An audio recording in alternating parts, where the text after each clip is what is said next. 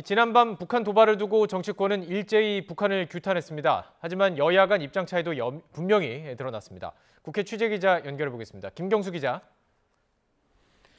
네, 국회입니다. 밤사이 북한의 동시다발 도발, 이에 대한 여야의 반응 달랐는데요. 전해주시죠. 네, 국민의힘은 대변인 논평을 통해 북한이 이번 도발로 9.19 남북 군사 합의를 완벽하게 짓밟았다고 비판했습니다. 정진석 비상대책위원장도 SNS를 통해 지금의 북핵 위기는 문재인 정부와 북한 김정은 위원장의 합작품이라고 비난했습니다. 문재인 정권의 한반도 평화 프로세스와 9.19 남북 군사 합의는 북핵 문제 해결과 한반도 평화를 김정은의 처분에만 맡기는 허황된 거짓 평화쇼였다. 민주당은 북한의 연이은 무력 도발이 한반도 평화를 위협하고 있다며 규탄하고 즉각 중단을 촉구했습니다. 다만 정부의 위기 대응이 아쉽고 안보 불안을 해소하기 위한 대안도 내놓지 못하고 있다고 비판했습니다.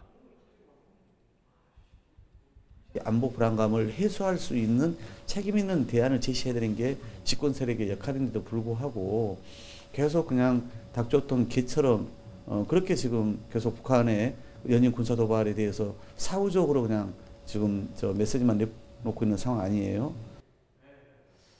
네, 다른 이슈도 좀 짚어보죠. 어제 감사원이 서해 공무원 피격 사건 관련자들에 대한 수사를 의뢰한 것을 두고도 여야 입장 첨예하게 갈리고 있죠. 네, 민주당 박홍근 원내대표는 이 정권의 무능을 감추기 위한 파렴치한 정치 감사를 멈추라고 반발했습니다. 민주당 정치탄압대책위원회도 감사원 감사 결과는 근거가 부족하고 절차도 어겼다며 고발 조치와 함께 국정조사를 추진하겠다고 밝혔습니다. 독립적으로 운영되어야 할 감사원이 결국 윤석열 대통령실의 하수인으로 전락해 헌법을 위반하는 초유의 사태가 벌어졌습니다. 네, 또 당시 월북이 맞다는 게 군의 보고였다며 국방위원회 비공개 회의록을 공개하자고 제안하기도 했습니다. 반면 국민의힘은 서해 공무원 피격 사건의 실체적 진실이 드러났다며 감사원에 힘을 실었습니다.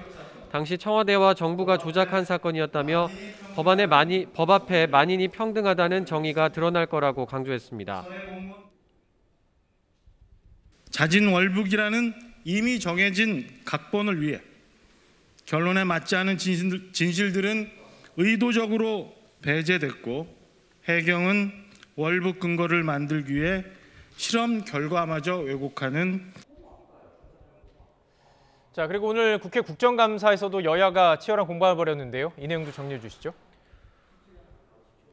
네, 오늘 국토교통위와 정무위원회 등 모두 12개 상임위에서 국정감사가 진행이 되고 있습니다. 특히 국토위의 경기도 국정감사는 지난해에 이어서 올해도 사실상 이재명 국감 양상을 보였습니다.